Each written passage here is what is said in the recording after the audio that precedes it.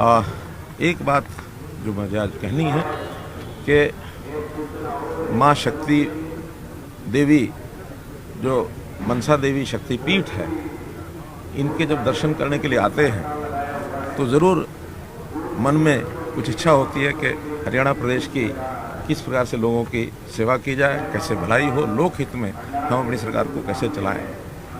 माँ ने आज मुझे कहा कि हर एक को शक्ति प्रदान करती हूँ, मैं आपको भी शक्ति प्रदान करती हूँ, समाज को भी करती हूँ।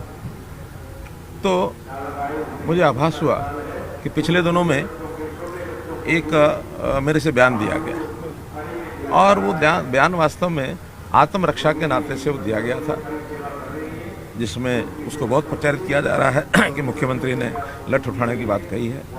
वो किसी के प्रति दुर्भावना के कारण से नहीं कही गई है, आत्मरक्षा के कारण से कही गई है। फिर भी हमारे कुछ किसान नेता, कुछ आंदोलनकारी लोग, उनको वो रास नहीं आया है और उन्होंने जगह जगह उसका विरोध करना शुरू किया है। अब माँ मनसा देवी जो शक्तिदायिनी शक्तिपीठ है, उन्होंने जो विश्वास दिलाया है कि वो सबकी रक्षा करेगी, तो मैं सबसे पहले तो उन किसान भाइयों को जिनको इसका थोड़ा कष्ट पहुंचा है, उनके लिए बताना चाहता हूं कि मैं उस बयान को वापस लेता हूं, क्योंकि मैं नहीं चाहता कि हरियाणा में किसी प्रकार की कोई लॉ एंड ऑर्डर की स्थिति बिगड़े, शांति भंग हो। आखिर तो शांतिपूर्वक तरीके से आंदोलन करना सबका अपना अधिकार है, वो करें, लेकिन इतना ही है, एक सीमा से आगे किसी को नहीं बढ़ना चाहिए, किसी को चोट नहीं पहुंचानी चाहिए, किसी की गाड़ी नहीं तोड़नी चाहिए। अगर ये सब होता है तो एक तरफा बातें चलना भी ठीक नहीं है। इसलिए जहां मैं अपने उस बयान को वापस लेता हूं, मैं माँ शक्तिदायिनी मनसा देवी शक्तिपीठ को आराधना करता हूं कि सबको सद्बुद्धि दे और हरियाणा में एक शांतिपूर्ण माहौल बने, क्योंकि हम लोग हमेशा सरकार के नाते किसानों के हित में लगातार सोचते रहते हैं। इस बार वर्षा ज़्यादा हुई, उस वर्षा के कारण से फसल का खराबा हुआ, हमने स्पेशल गिरदावरी के ऑर्डर दिए और जैसे ही गिरदावरी की रिपोर्ट तैयार होती है, हम उन सब किसानों को जिनको बीमा कंपनियां कंपनसेशन नहीं देंगी, उनको हरियाणा सरकार कंपनसेशन देगी।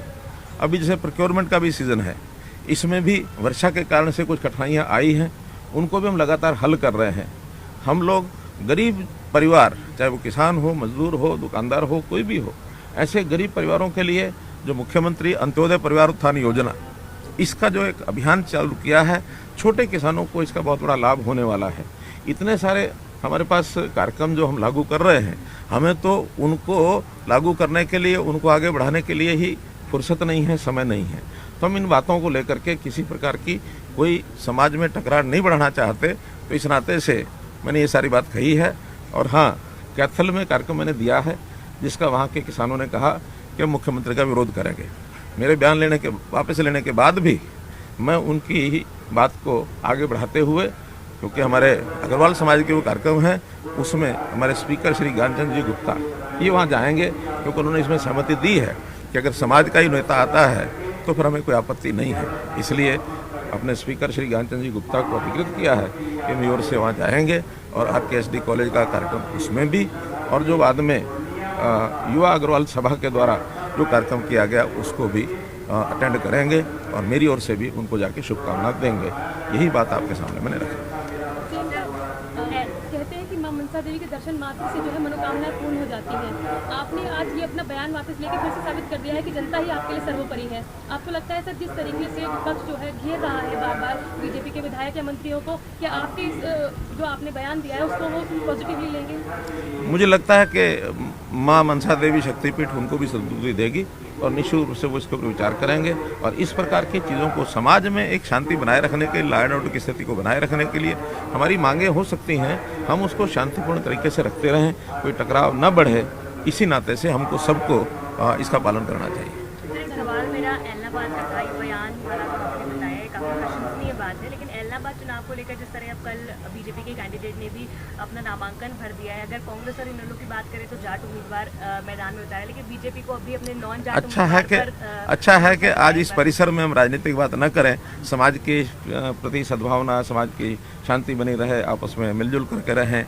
और चुनाव जहाँ तक है लोकतांत्रिक एक तरीका होता है, उसके अंदर एक व्यवस्था बनाई गई संविधान के द्वारा, उसी अनुसार सब लोग व्यवहार करें। और मैं समझता हूँ मेरी इस बात के कारण से अब गुस्सा जो उनके मन में था वो कहीं ना कहीं कम होगा। यही मेरा एक प्रकार से माँ के चरणों में प्रार्थना।